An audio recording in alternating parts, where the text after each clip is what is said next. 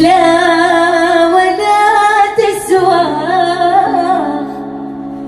حياتي بهالوجود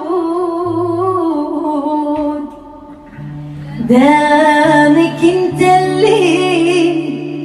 رحلت، وكيف بصبر عالبعاد